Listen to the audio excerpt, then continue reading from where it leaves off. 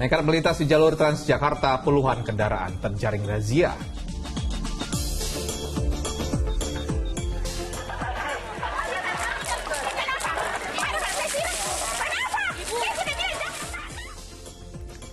Unjuk rasa mahasiswa diwarnai bentrok dengan emak-emak yang kesal dengan aksi bakar ban yang dilakukan demonstran.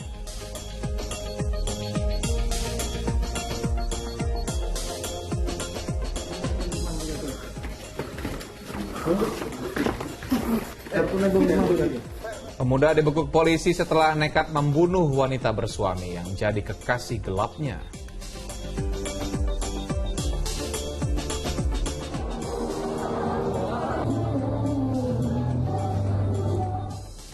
Mengisi masa liburan sekolah, puluhan pelajar mengikuti festival cosplay anime Jepang di Sumedang, Jawa Barat.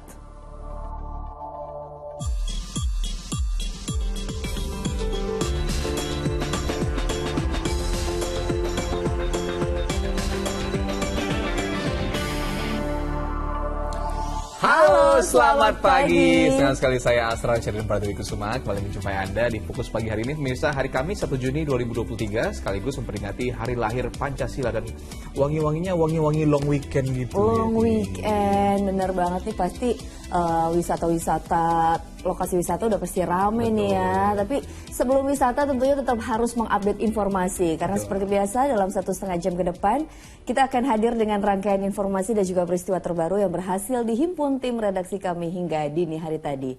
Kita awali informasi di pagi hari ini dari Jakarta, pemirsa. Nekat melintas di jalur Transjakarta, puluhan kendaraan terjaring razia di Jalan Daan Mogot, Jakarta Barat. Ini bahkan ada pengendara motor marah karena tak terima ditilang polisi.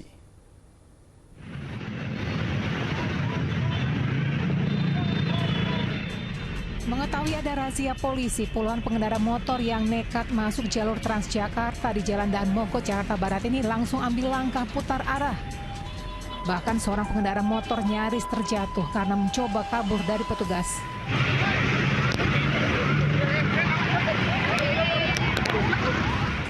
Para pelanggar lalu lintas ini pun langsung dikenai sanksi tilang oleh petugas. Mbak, kenapa lewat? Ada cuma terkata.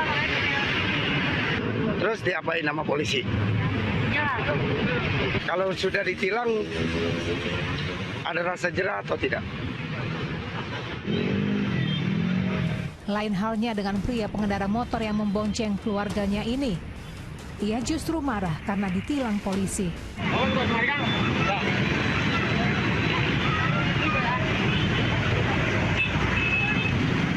Tidak hanya pengendara motor, petugas juga menilang sopir bajai dan pengendara mobil yang melintas di jalur Transjakarta.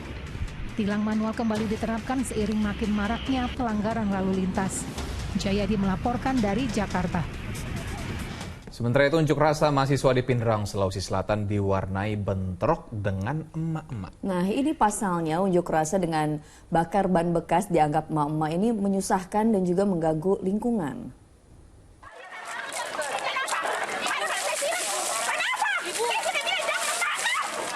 Aksi perempuan ini bukan tanpa sebab. Pasalnya, ia kesal kepada sejumlah mahasiswa yang berunjuk rasa dengan membakar ban.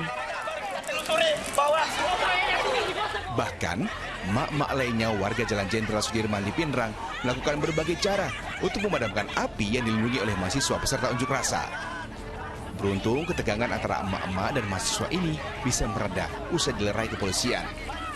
Warga sebenarnya tak melarang mahasiswa berdemonstrasi, asal tidak membakar ban bekas yang dinilai merugikan lingkungan karena asapnya justru masuk rumah warga.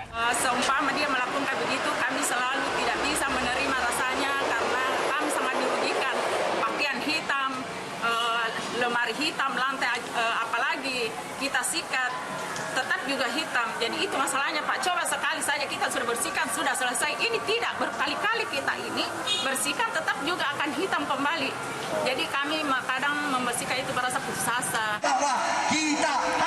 Sementara itu, unjuk rasa mahasiswa ini ditujukan kepada pemerintah Kabupaten Pindrang sekaligus menagih janji pihak PLN terkait pengadaan listrik di kawasan Pepangan Lembang yang belum terrealisasi sejak PLTU Bakaru berdiri tahun 1991 silam. Bahkan kami pernah melakukan audiensi, namun persoalan apa yang kami harapkan itu kayak dipimplang ceritanya. Karena apa? Tidak ada kejelasan yang kami dapat.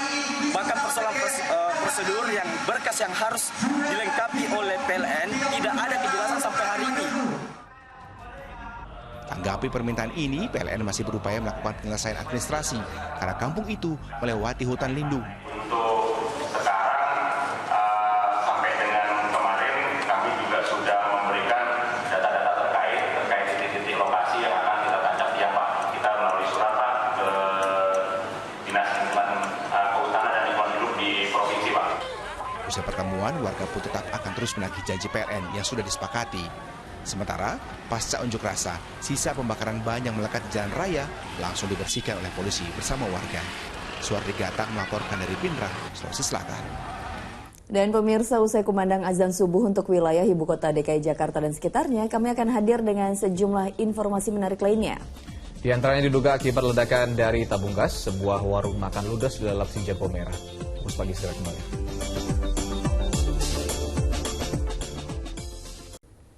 Ya, selamat menunaikan ibadah sholat subuh khususnya bagi Anda warga ibu kota DKI Jakarta dan sekitarnya. Ya, kita lanjutkan informasi di pagi hari ini, pemirsa. Kebakaran yang melanda permukiman di Kota Mobagu, Sulawesi Utara membuat warga panik. Api yang cepat membesar membuat sejumlah orang berlarian menyelamatkan barang-barang mereka.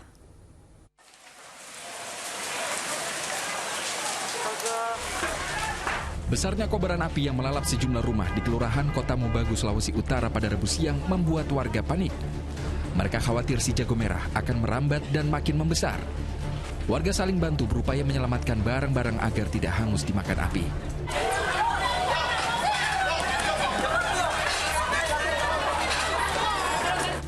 Petugas dan warga pun bahu-membahu berusaha memadamkan kobaran api dengan peralatan seadanya agar kebakaran tidak meluas ke lokasi lain. Diduga api berasal dari hubungan listrik arus pendek di bagian atap rumah. Namun polisi masih akan menyelidiki penyebab pasti asal kebakaran. Tadi kita lihat itu yang di dalam itu, di belakang itu ada dua itu yang di belakang. Dua, kemudian tiga dengan yang di depan itu. Otopsi kerugian belum bisa dulu. Belum, masih dalam penyelidikan. Kalau untuk penyebab kebakarannya, Pak? Untuk penyebab ini masih dugaan. Dugaan sementara korsleting listrik. Tapi nanti kita akan coba dalami, nanti mungkin dari pihak kepolisian yang akan menilai. Tidak ada korban jiwa dalam peristiwa tersebut, namun 3 rumah mengalami kerusakan akibat dilalap api. Kerugian pun ditaksir mencapai ratusan juta rupiah. Juandri Paputungan melaporkan dari Kota Mobagu, Sulawesi Utara.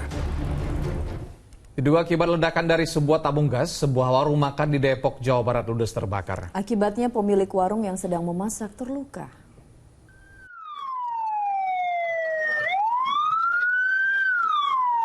Kobaran api disertai asap tebal menghanguskan sebuah warung makan tradisional di Jalan Jembatan Panus, Kota Depok, Jawa Barat, Rabu siang. Api semakin membesar lantaran sebagian bangunan terbuat dari bahan semi permanen. Si jago merah juga merembet ke bangunan yang ada di sampingnya.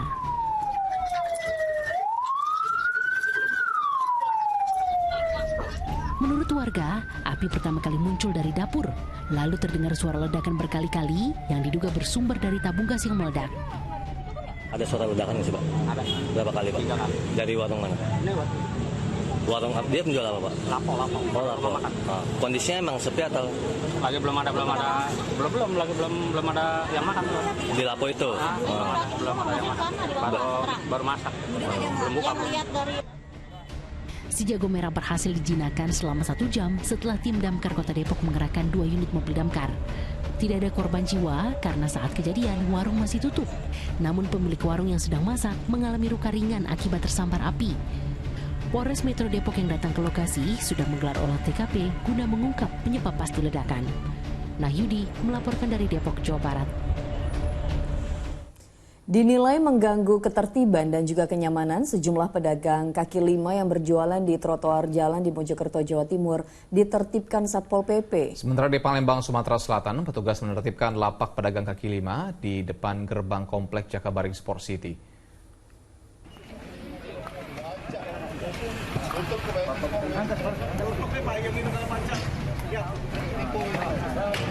Satu persatu lapak milik pedagang kaki lima di depan gerbang masuk komplek Jakabaring Sport City Palembang, Sumatera Selatan dibongkar paksa dan ditertibkan oleh Satpol PP. Lapak berupa gerobak hingga becak yang ditinggalkan pemiliknya langsung diangkut petugas ke atas truk. Tertiban PKL dilakukan karena dinilai mengganggu ketertiban dan kenyamanan pejalan kaki. Satpol PP telah berulang kali memberi peringatan, namun para pedagang masih saja bandel. Tidak ada gesekan antara petugas dan pedagang karena saat eksekusi pedagang sudah meninggalkan lokasi.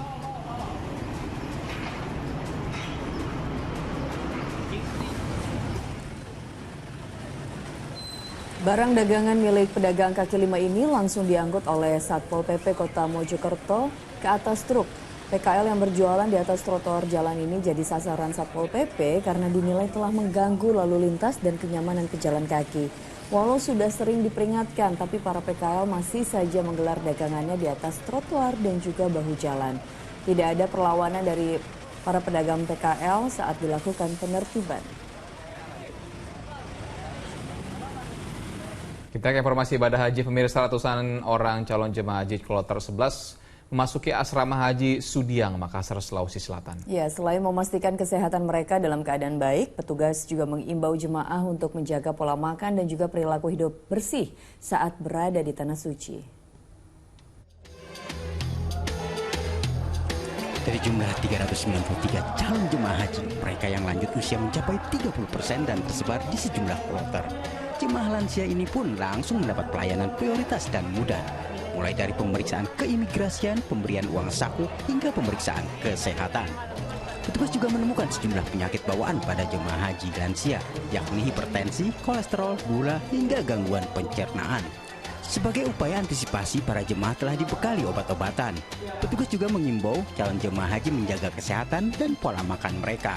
Selain itu, para jemaah juga diminta untuk senantiasa menggunakan alat pelindung diri selama beraktivitas di luar ruangan di Tanah Suci karena suhu panas di Arab Saudi. Kloter yang sudah kita berangkatkan sebanyak 10 kloter itu terdiri dari pria 1.554 dan wanita 2.365. Total yang kita sudah berangkatkan sebanyak 3.919. Petugas sedianya memberangkatkan jemaah haji dari sejumlah kabupaten ini ke Tanah Suci Makkah melalui asrama haji embarkasi Makassar, Sulawesi Selatan Rabu malam dari Bandara Sultan Hasanuddin. Mereka tiba di Madinah, Arab Saudi pada pukul 21.15 waktu setempat. Rais Sahabu melaporkan dari Makassar, Sulawesi Selatan. Sementara itu, jemaah asal Indonesia di Madinah mulai berangkat menuju Mekah, Arab Saudi untuk menjalankan rangkaian ibadah haji. Para jemaah sedianya singgah di Masjid Bir Ali untuk berihram dan mengucapkan niat umroh wajib.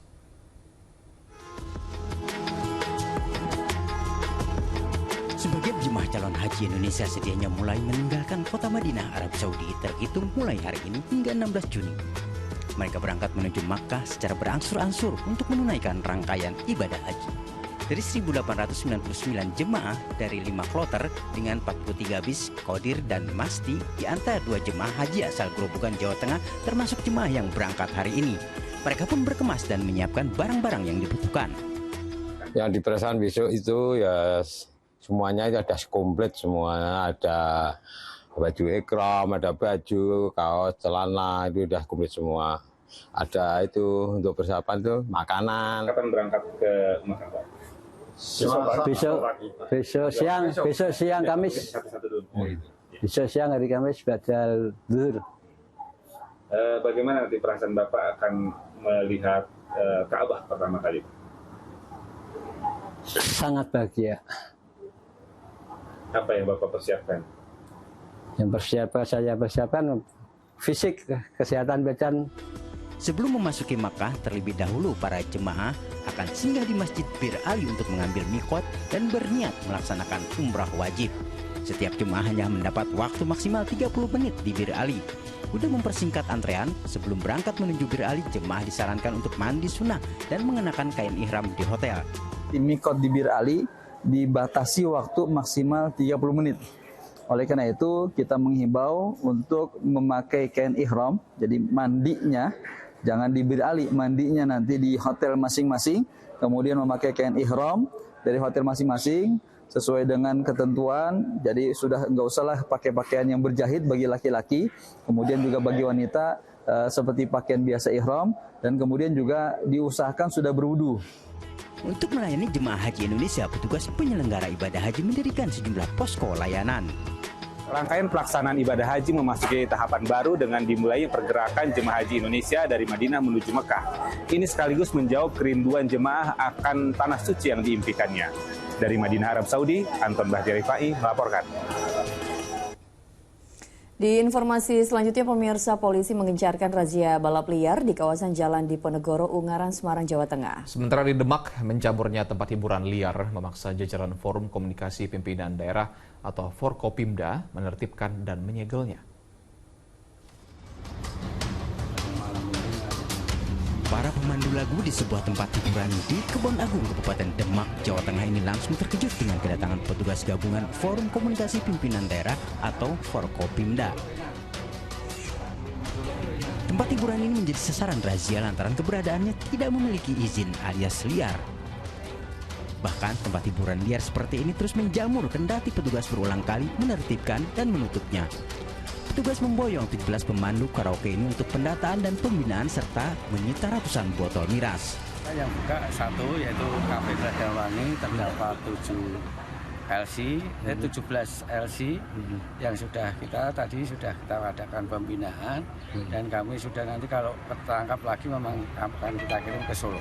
Ada peringatan tegas nggak Pak? Ya, peringatan tegasnya tadi akan kita kirim ke Solo. Oh gitu Pak. Ke Panti Solo.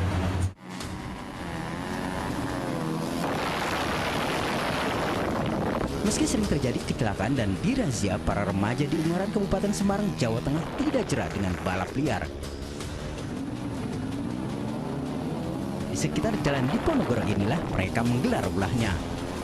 Satlantas Polres Semarang Rabu malam kembali menangkap para pengendara dan penonton balap liar karena keberadaannya semakin meresahkan warga sekitar. Ada 58 sepeda motor dan puluhan pengendara serta penonton balap liar terjaring dalam razia ini. Didesakan masyarakat untuk mengamankan dan menetralisir terkait balap liar. Amankan 58 unit sepeda motor. Untuk memberikan efek jera, 58 motor yang terjaring razia didorong pemilik dari lokasi balap liar hingga ke kantor Satlantas Polres Semarang yang berjarak sekitar 1 km. Polisi juga menilang sejumlah motor tanpa dokumen resmi. Ali Mustagfirin dan Yulianto melaporkan dari Demak dan Semarang, Jawa Tengah. Aparat kepolisian dari Polda Sumatera Utara mengamankan 50 orang dari dalam sebuah gudang di Binjai yang dijadikan sebagai pusat permainan judi. Sayangnya, dari puluhan pelaku yang diringkus, petugas gagal menangkap pemilik gudang.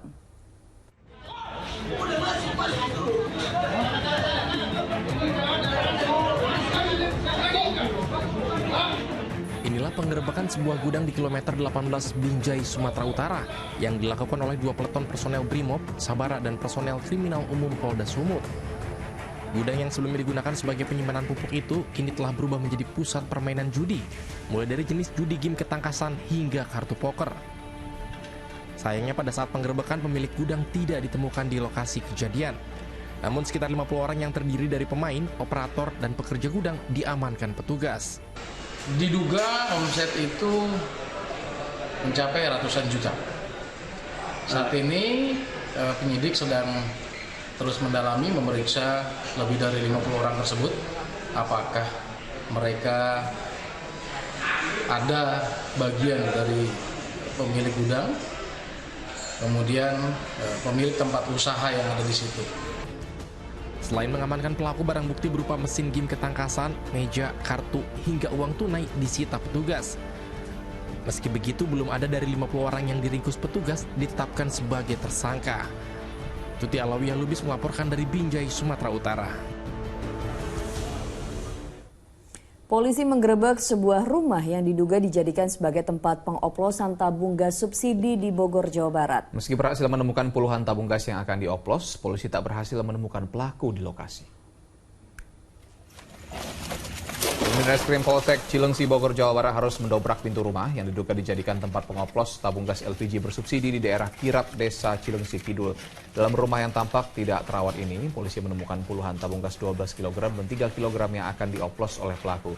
Tak hanya itu, polisi juga menemukan pelang agen Pertamina palsu yang digunakan mengangkut tabung gas subsidi serta alat oplos. Meski berhasil menemukan puluhan tabung gas, petugas tak berhasil menemukan para pengoplos.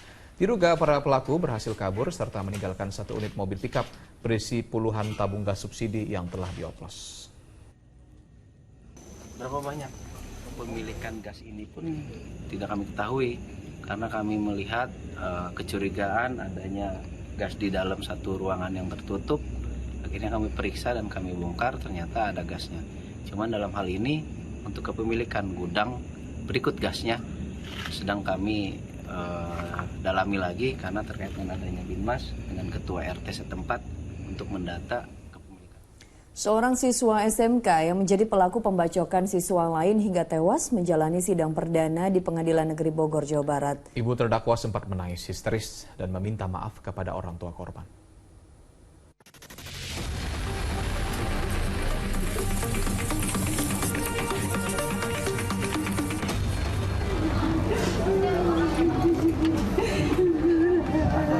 Ibu ASR, terdakwa pembacokan seorang siswa hingga tewas, menangis meminta maaf kepada orang tua korban dalam sidang perdana di ruang 2 Pengadilan Negeri Kota Bogor, Jawa Barat. Sidang dengan agenda pembacaan dakwaan dilakukan secara tertutup, mengingat terdakwa masih kategori anak yang berkonflik dengan hukum. Dia ibu kandungnya, saya juga nggak tahu bahwa dia ibu kandungnya Agi. Dia minta maaf. Tadinya saya juga namanya ini saking kesel, tapi berhubung saya juga manusia ya, istilahnya saya maafin. Tapi tetap saya bilang hukum berlaku. Sidang dilakukan secara maraton, mengingat waktu penahanan anak berurusan dengan hukum berbeda dengan pelaku dewasa. Dakwaannya itu didakwa dengan dakwaan ke-1 pasal 76C junto pasal 80 ayat 3 Undang-Undang RI nomor 35 tahun 2014 tentang perubahan atas Undang-Undang RI nomor 23 tahun 2020 tentang perlindungan anak, atau kedua perbuatan anak sebagaimana diatur dan diancam pidana berdasarkan pasal 338 KUH pidana.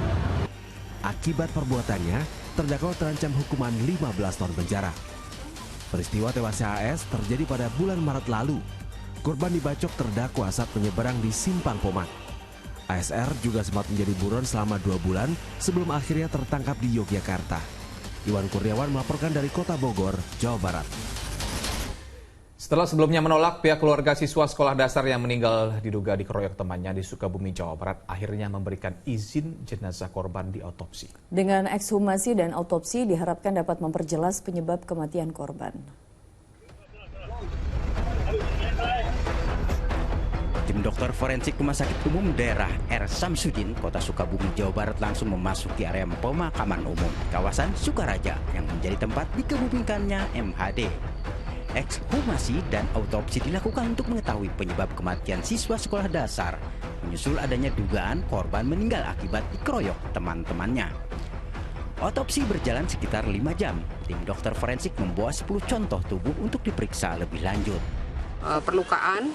Kalau perlukaan kita harus pastikan lagi gitu ya, perbedaan warna yang saya temukan di laboratorium apakah benar itu memar atau bukan. Karena kalau untuk luka-luka terbuka itu nggak ada gitu. Jadi kita pastikan dulu warna yang berbeda itu bukan karena pembusukan, apakah itu memar atau bukan. Ekshumasi jenazah MHD dilakukan setelah polisi mendapatkan izin dari keluarga yang awalnya sempat menolak untuk autopsi.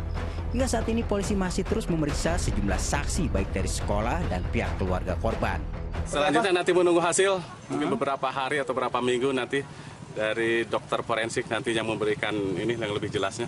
Kalau langkah-langkah kita masih penyelidikan dan penyidikan melengkapi. Di antaranya untuk pelengkapan ini, otopsi.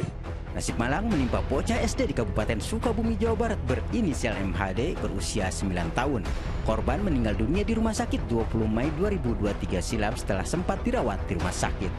Kepada dokter, korban mengaku jika dirinya diduga dianiaya teman-temannya 4 orang siswa SD. Asep Didi melaporkan dari Kabupaten Sukabumi, Jawa Barat. Seorang pemuda dibekuk polisi usai diduga membunuh wanita bersuami yang jadi kekasih gelapnya. Informasi selengkapnya bersama Pratwi Kusuma.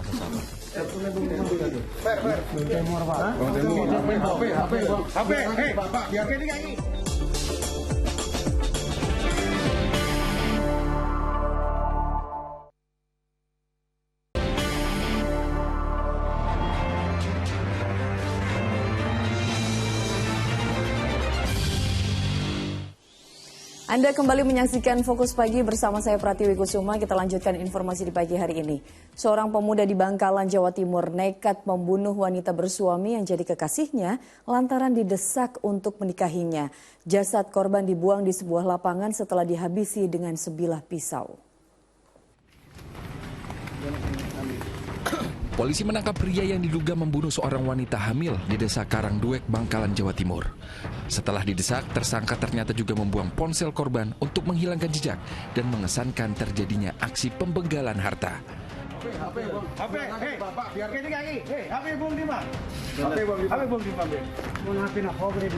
Ponsel korban yang berisi percakapan mereka dibuang ke sebuah sumur di belakang rumah warga. Tersangka membuangnya usai menghabisi nyawa wanita beranak 3 itu. HP-nya buangkan ya.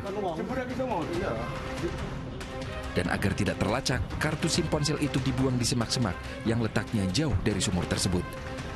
Tersangka membunuh korban lantaran menolak dimintai pertanggungjawaban soal kehamilannya. Mereka menjalin hubungan dekat, kendati korban yang telah pisah ranjang dengan suaminya sejak 2 tahun lalu belum resmi bercerai. Tersangka berdalih ia ketakutan karena korban sempat mengancam akan membunuhnya bila mereka tidak segera menikah. Status tersangka ini adalah kekasih gelap korban, ya, dimana kita ketahui bahwa korban ini masih berstatus menikah dan belum bercerai. Tersangka menusuk perut wanita itu dan menikam lehernya, lalu jasadnya ditinggalkan di sebuah lapangan terbuka tak jauh dari rumah korban. Salina Wali melaporkan dari Bangkalan, Jawa Timur. Nasib malang menimpa seorang mahasiswi di Kabupaten Pangkep, Sulawesi Selatan. Korban tewas tenggelam saat mencari kerang di Sungai Pangkajene.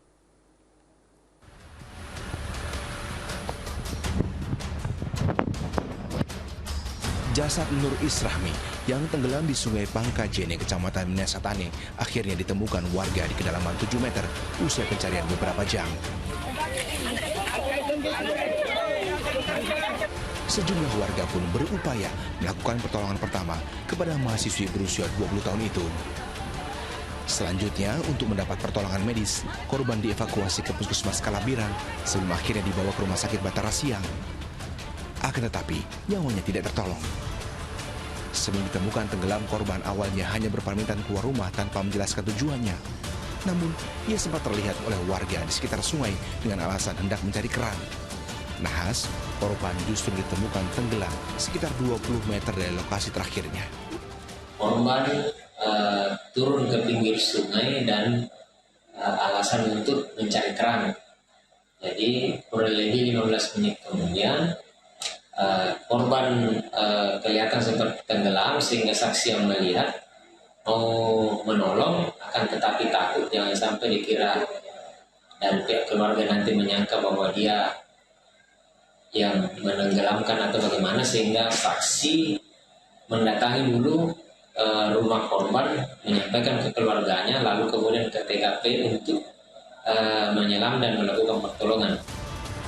Usai dievakuasi, jasad korban sempat disemayamkan di rumahnya sebelum akhirnya dikebumikan di pemakaman Kecamatan Minasatane, Kabupaten Pangkep. Andi Muhammad Sardi melaporkan dari Kabupaten Pangkep, Sulawesi Selatan. Seorang wanita lanjut usia ditemukan tak bernyawa di perkebunan bambu di Sukabumi, Jawa Barat. Belum diketahui penyebab meninggalnya wanita berusia 65 tahun itu. Anggota TNI dan polisi dari Polsek Cibadak mengevakuasi jasad seorang lansia yang ditemukan warga di perkebunan bambu Kampung Babakan Panjang, Kecamatan Cibadak, Kabupaten Sukabumi pada Rabu siang. Awalnya jasad tersebut diduga boneka, namun setelah didekati ternyata adalah jasad seorang wanita. Keberadaan jasad itu kemudian dilaporkan ke polisi. Tim Inafis melakukan olah TKP untuk mencari penyebab kematian korban. Sementara jenazah telah dievakuasi ke RSUD Sekarwangi Cibadak. Dari keterangan warga sekitar, korban diketahui bernama Yoyo dan sehari-hari mencari rumput untuk hewan peliharaannya.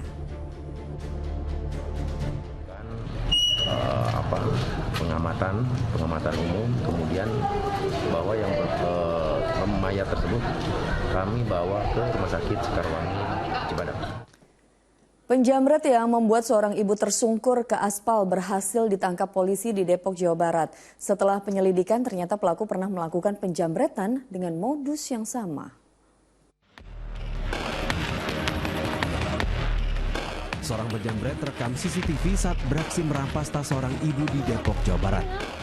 Akibat perbuatannya, korban tersungkur ke aspal. Video penjamretan pun beredar luas di media sosial. Polisi berhasil meringkus pelaku di kediamannya di Kelapa II, Cimanggis. Modus penjamret mengenakan jaket ojek daring saat beraksi. Dahulu ia memang pernah berprofesi sebagai pengemudi ojek daring. Aksi penjamretan pun pernah ia lakukan sebelumnya, namun korban tidak melapor. Motifnya, kalau dia sudah pernah berbuat seperti itu, berarti dia mengarah kepada pekerjaan dan ekonomi. Karena kalau dia tersangka baru sekali, maka mungkin baru coba, tapi ternyata ketika kita kembangkan bahwa atas pengakuan daripada tersangka sudah pernah melakukan hal yang serupa. Petugas mengamankan barang bukti berupa motor pelaku yang digunakan saat beraksi, helm, jaket serta tas korban. Nahyudi melaporkan dari Depok, Jawa Barat. Seorang pria yang mendatangi toko hewan di kawasan Ciracas, Jakarta Timur terekam CCTV mencuri 2 ponsel. Pelaku berpura-pura menjadi pembeli dan meminta karyawan toko untuk mengambil pesanan miliknya. Rekaman CCTV milik toko hewan di Raya PKP Kelapa II Wetan, Jakarta Timur memperlihatkan seorang pria yang berpura-pura sebagai pembeli namun mencuri 2 ponsel yang diletakkan di meja kasir raib dibawa kabur. Untuk melancarkan aksinya, pelaku meminta pegawai toko mengambilkan sejumlah pesanan yang ia minta. Saat korbannya sibuk beraksi, langsung menggasak barang incarannya. Pihak toko hewan akan melaporkan pencurian ini ke polisi dengan membawa bukti rekaman CCTV. Di sini dua-duanya Kelin balik badan, kelihatan dari CCTV katanya pas Kelin balik badan belakangin kasir ini, dia udah ngambil HP. Lihat lagi, HP admin sama HP aku hilang. Komplotan pengganjal mesin anjungan tunai mandiri yang aksinya meresahkan masyarakat di Jawa Barat dibekuk polisi. Bahkan salah seorang pelaku diringkus usai beraksi di sebuah toko di Kota Cimahi, Jawa Barat. Polisi meringkus anggota komplotan pengganjal mesin anjungan tunai mandiri atau ATM usai beraksi di sebuah minimarket di kawasan Bale Endah, Kabupaten Bandung, Jawa Barat, Selasa malam. Tersangka dapat dibekuk setelah sejumlah anggota tim Resmo Polres Cimahi melakukan pengintaian di beberapa lokasi yang menjadi sasaran komplotan asal Lampung itu. Selain pria tersebut, polisi juga meringkus anggota komplotan lainnya di tempat berbeda di Jawa Barat dan Banten.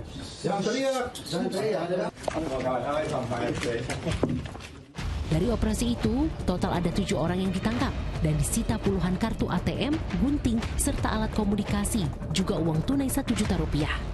Saat diperiksa, terungkap mereka sudah 14 kali beraksi dan sebagian besar dilakukan di toko-toko modern. Dari alat bukti yang didapat, 1 orang sudah ditetapkan sebagai tersangka, sementara 6 orang lainnya akan diperiksa peran mereka dalam komplotan pengganjal ATM tersebut. Polisi juga masih menelusuri jaringan komplotan itu. Sindikat ini sudah beraksi sebanyak 14 TKP yang ada di wilayah Banten dan Jawa Barat, khususnya di wilayah Bandung Raya. Dan sudah bisa menjawab apabila nanti ada masyarakat yang mengalami kejadian serupa terkait dengan mengambil ATM dan ATM-nya itu tersangkut, tolong berhati-hati dan jangan mudah percaya dengan adanya tawaran jasa dari orang lain. Tersangka terancam pidana 7 tahun penjara karena dugaan melakukan kejahatan pencurian. Muhammad Abbas melaporkan dari Kota Cimahi, Jawa Barat. Di informasi lainnya, seorang pekerja bangunan tak sadarkan diri usai tersengat listrik saat tengah memperbaiki atap sebuah klinik di Kecamatan Jambe, Kabupaten Tangerang, Banten, Rabu sore. Akibatnya korban menderita luka bakar pada bagian kaki dan leher.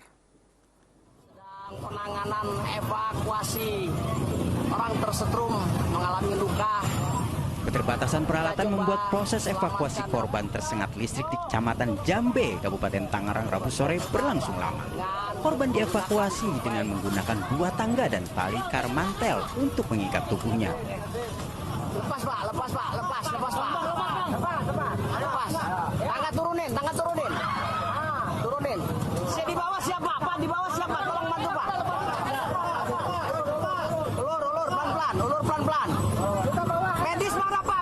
keterangan petugas pemadam kebakaran saat kejadian korban sedang melakukan perbaikan atap klinik yang bocor. Namun tanpa sengaja kepala korban menyentuh kabel listrik.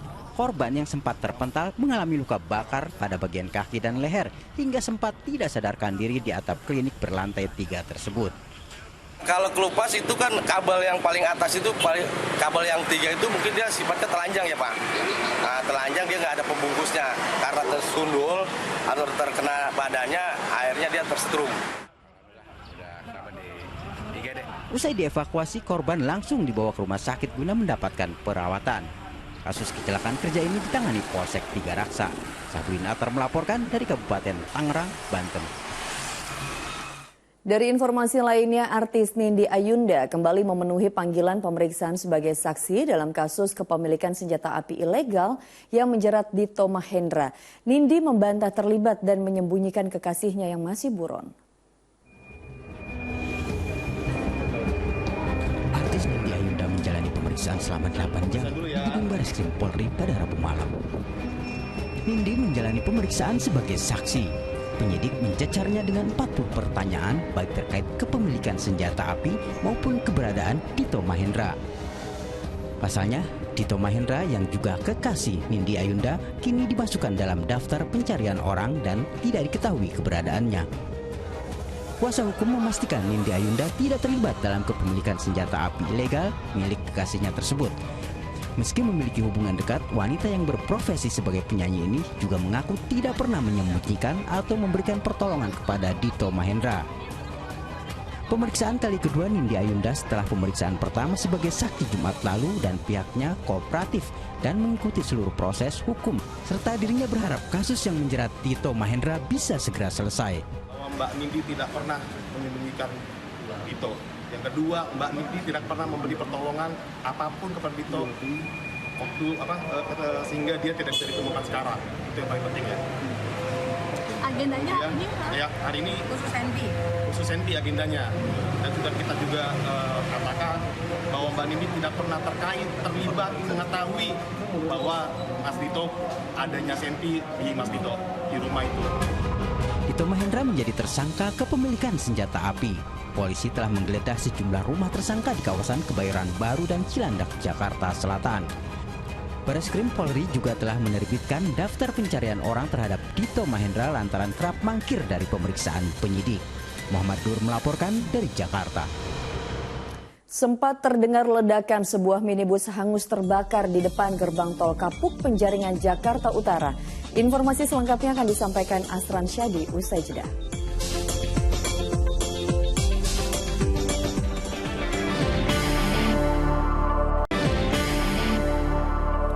Polisi menggerebek rumah pengedar narkoba di Konawe, Sulawesi Tenggara. Dari tempat itu ditemukan paket sabu-sabu siap edar yang disembunyikan di berbagai tempat oleh tersangka.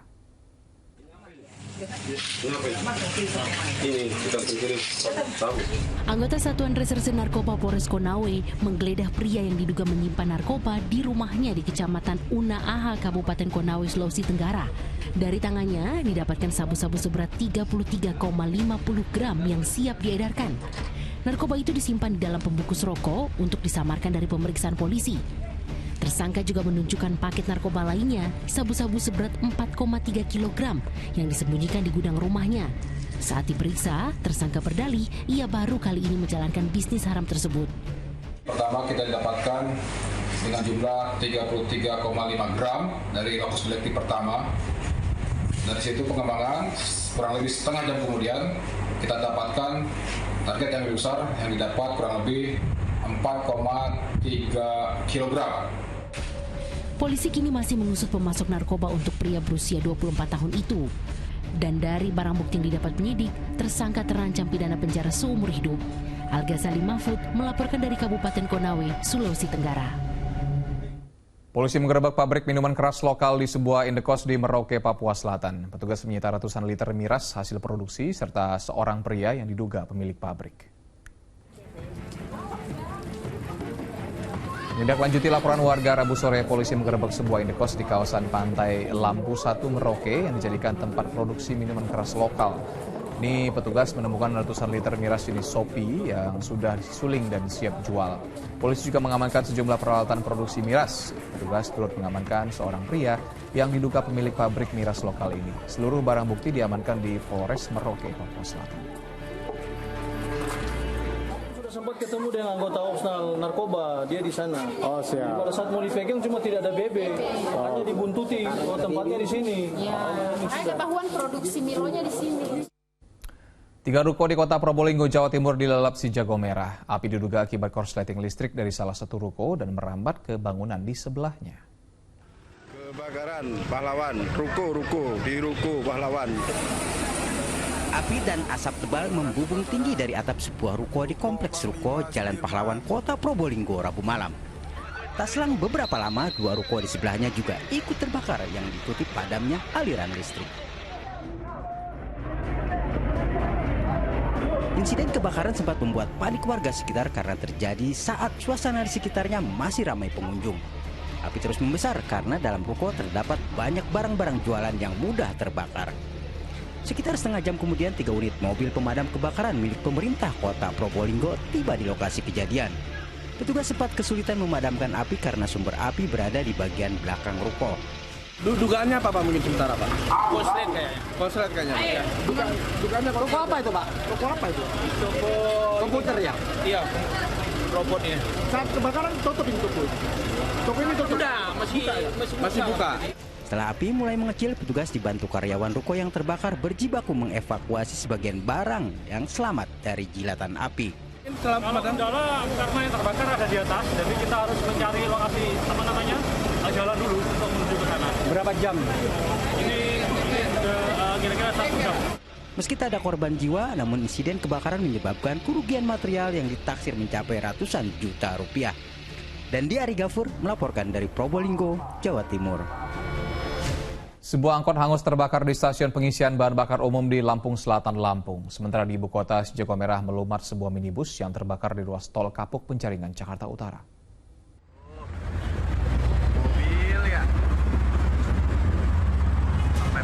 Asap tebal disertai kobaran api dengan seketika menghanguskan sebuah minibus di depan gerbang tol Kapuk kilometer 22 arah Pluit Penjaringan, Jakarta Utara pada Rabu siang. Sempat terdengar suara ledakan dan membuat panik pengguna jalan tol.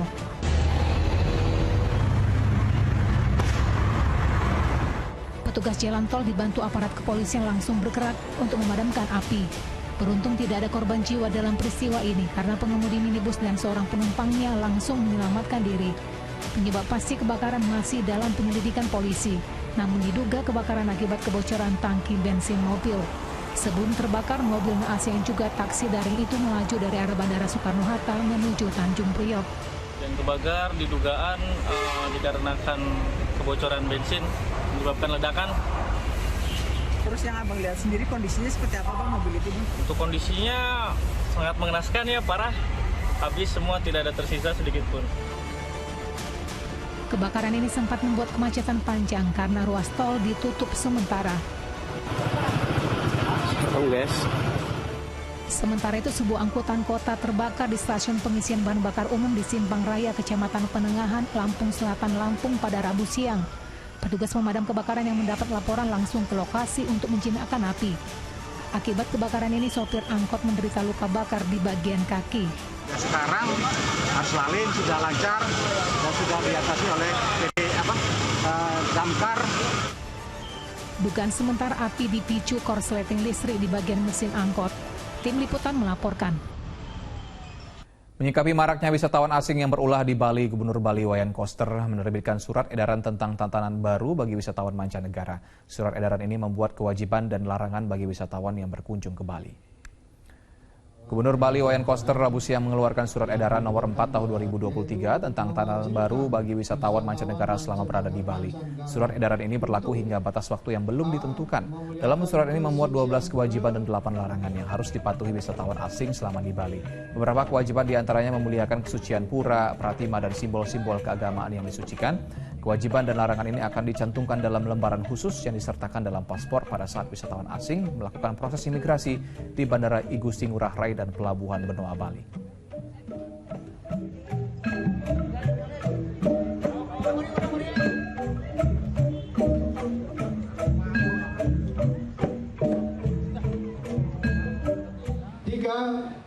wisatawan mancanegara yang melanggar ketentuan pada angka 1 dan angka 2 akan ditindak tegas berupa pemberian sanksi atau proses hukum sesuai peraturan perundang-undangan yang berlaku di Indonesia. Pariwisata yang kita tuju adalah pariwisata yang berbasis budaya, berkualitas, dan bermartabat. Masa kampanye pemilu 2024 masih beberapa bulan lagi. Namun baliho salah satu capres sudah terpasang di pinggir jalan utama Jakarta Pusat. Sementara baca pres yang juga Gubernur Jawa Tengah Ganjar Pranowo meninjau jembatan Kesenang Wonosobo untuk memastikan kualitas dan ketahanannya.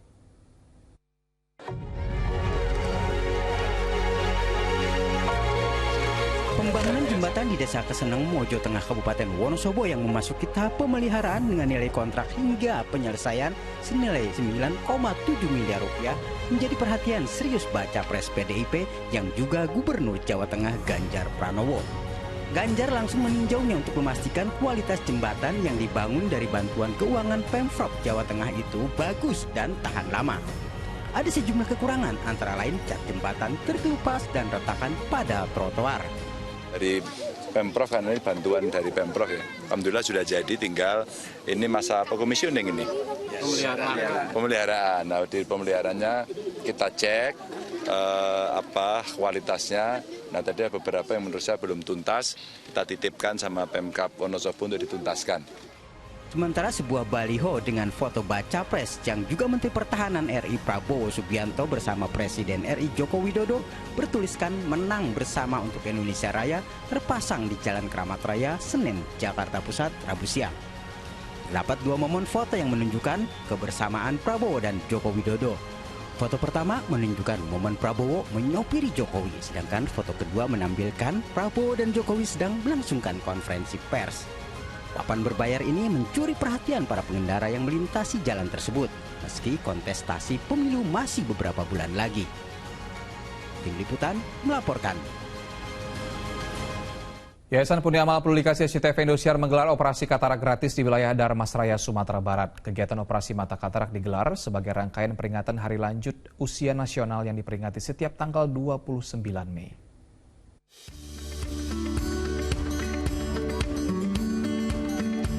Sebagai bentuk kepedulian terhadap sesama, Yayasan Pundi Amal Peduli Kasih SCTV Indosiar bekerja sama dengan Kementerian Sosial Republik Indonesia menggelar operasi katarak.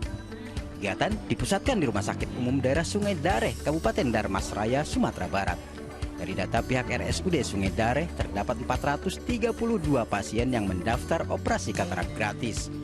Usai menjalani pemeriksaan, mulai dari mengukur tensi tubuh, menjalani rapid test COVID, serta pemeriksaan mata oleh tim medis, hanya 216 pasien yang memenuhi syarat untuk mengikuti operasi katarak. Kegiatan operasi katarak gratis tentunya disambut gembira warga.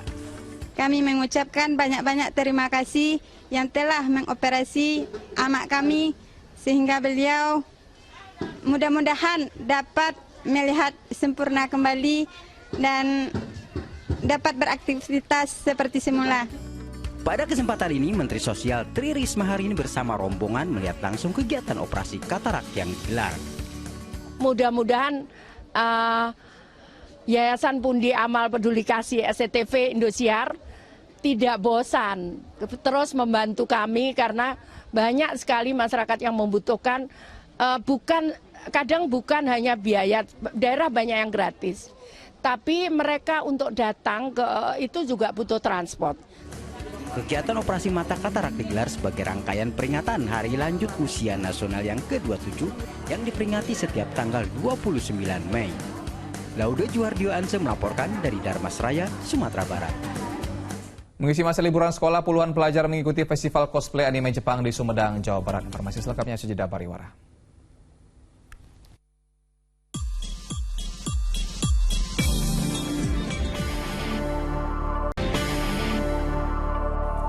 Anda kembali menyaksikan Fokus Pagi bersama saya Pratiwi Kusuma. Dan saya Asran Syadi. Diduga hendak mencari makan seekor ular piton sepanjang hampir 3 meter masuk ke paralon rumah warga di Boyolali, Jawa Tengah. Untuk mengevakuasi hewan melata itu, petugas terpaksa menyemprotkan air ke dalam pipa.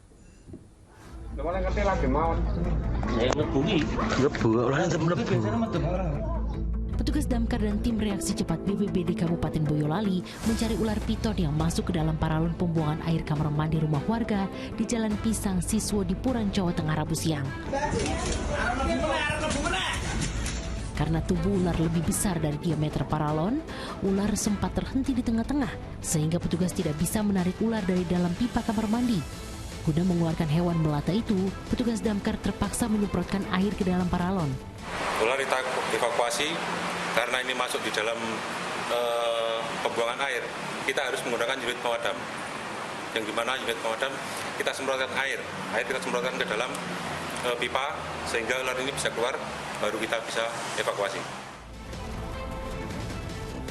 Diduga hewan melata sepanjang hampir 3 meter itu masuk ke permukiman untuk mencari makan. Rencananya, ular piton tersebut akan dilepas liarkan ke hutan Juwangi yang jauh dari permukiman warga. Yulianto melaporkan dari Kabupaten Boyolali, Jawa Tengah.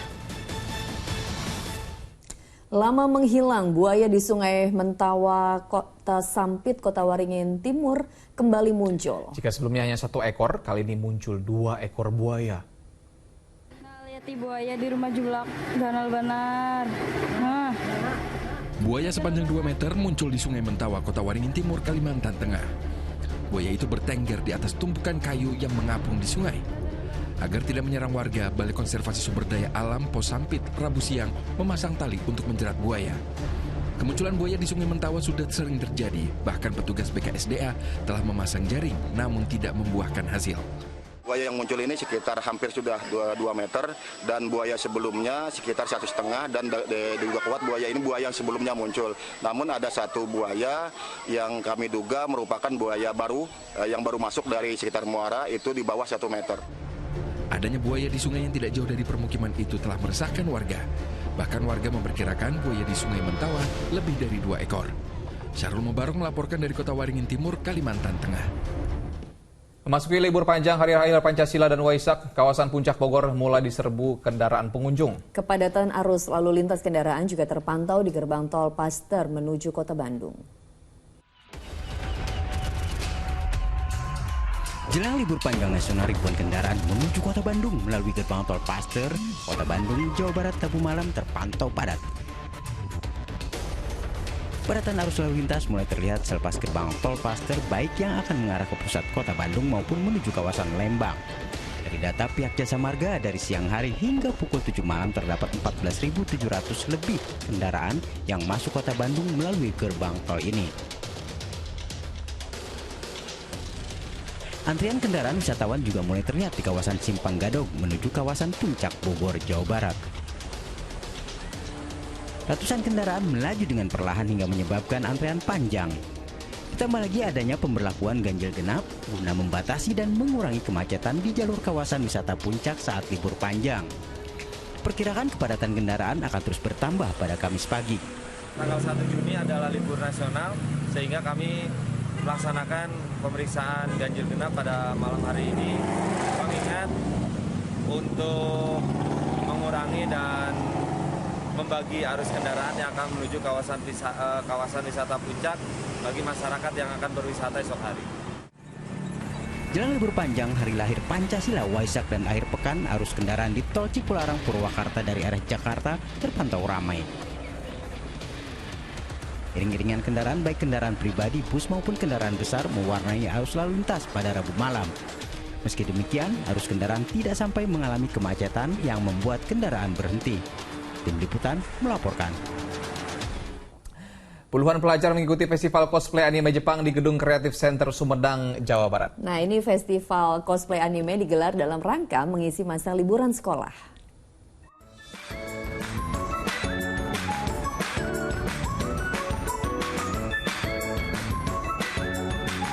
Keseruan tersaji dalam festival cosplay anime di Gedung Sumedang Creative Center Kabupaten Sumedang, Jawa Barat pada Rabu siang. Sebanyak 52 peserta tampil mengenakan kostum berbagai tokoh karakter anime dan game Jepang. Tak hanya dari tingkat SMA dan SMP saja, peserta juga datang dari kalangan dewasa dan anak-anak. Komunitas pecinta anime di Sumedang menggelar acara ini untuk mengisi masa libur sekolah dengan tujuan untuk mengasah kreativitas para peserta serta menjadi ajang silaturahmi bagi para pecinta anime. Kita fashion show menggunakan kayak kostum anime, game dan lain sebagainya gitu. Kalau cover itu kita cuman nyanyi menggunakan bahasa Jepang dan menyanyikan dengan lirik gitu aja. Oh, ini tuh sebenarnya banyak yang ada yang hobi, sebenarnya ada yang suka dan lain sebagainya gitu.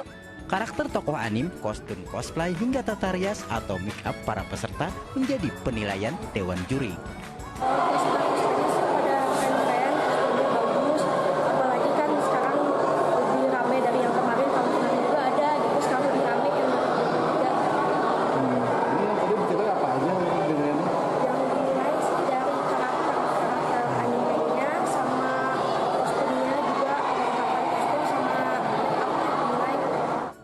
Melihat tingginya animo peserta serta penonton, festival cosplay anime rencananya akan lebih sering digelar di Kabupaten Sumedang. Agun Gunawan melaporkan dari Sumedang, Jawa Barat. Nah, jelang masa libur sekolah, penyedia layanan akomodasi wisata Traveloka menggelar acara Traveloka Travel Fair 2023 yang digelar di sebuah mal di Jakarta. Dalam acara ini berbagai penawaran menarik disediakan hingga potongan harga mencapai 50% untuk penerbangan dan penginapan.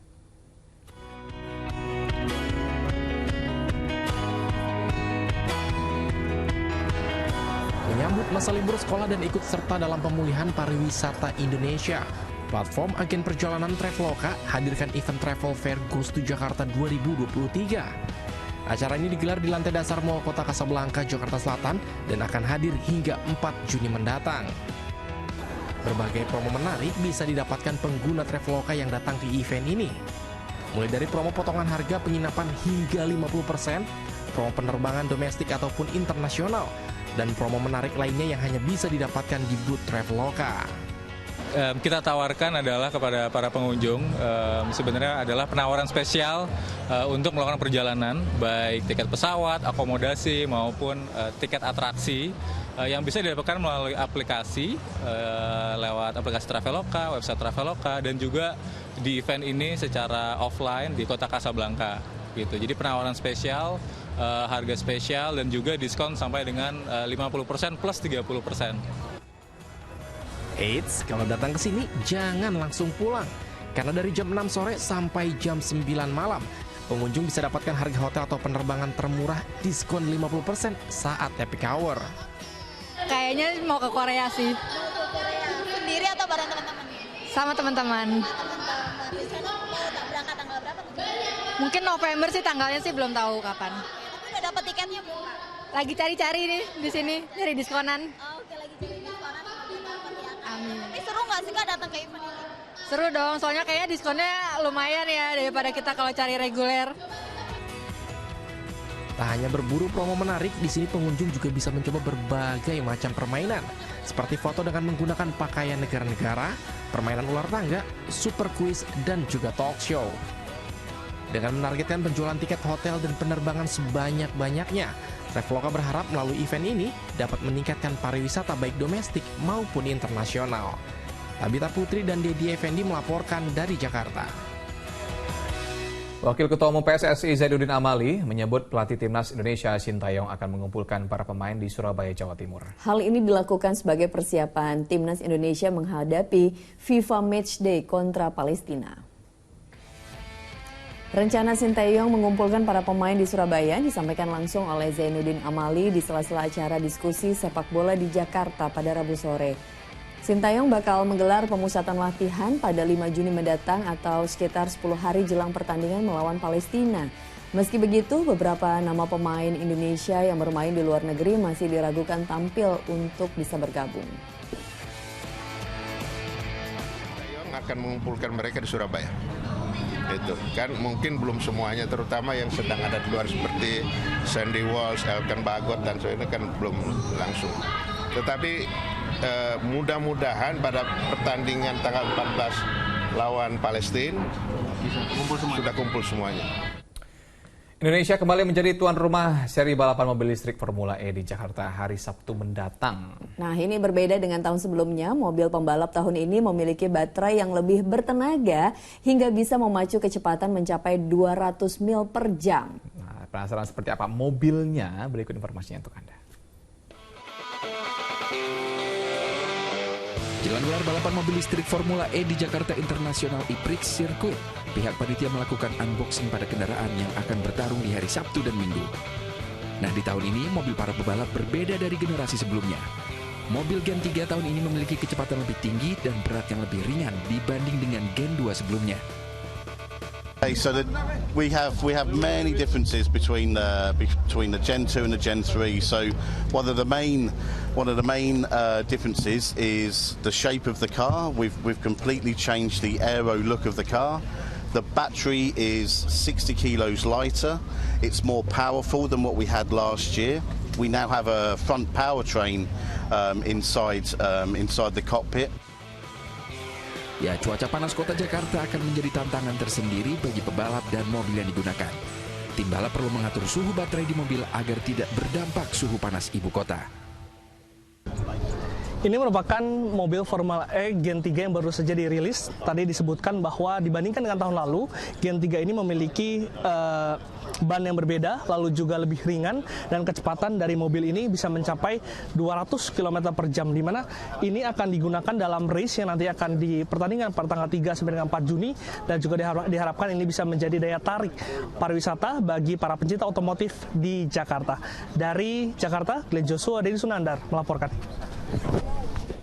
Di informasi lainnya, Surya Citra Media atau SCM kembali meraih penghargaan untuk kategori sektor media, hiburan dan film pada ajang Business Indonesia Award 2023. Dengan penghargaan yang didapat selama 3 tahun berturut-turut, SCM tetap bertekad akan terus melakukan terobosan termasuk bidang media. Surya Citra Media atau SCM kembali meraih penghargaan di ajang Business Indonesia Award 2023. Penghargaan ini diberikan pada SCM untuk kategori sektor media, hiburan, dan film. Penghargaan juga merupakan kali ketiga didapat oleh SCM secara berturut-turut.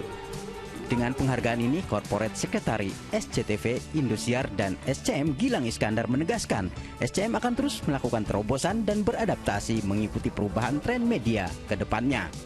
Kita bersyukur mendapat penghargaan ini, artinya apa yang selama ini sudah dilakukan SCM itu terbukti kita berada pada jalur yang tepat, sehingga kita terus akan melakukan langkah-langkah perbaikan, penyempurnaan, sehingga kita bisa lebih maju lagi.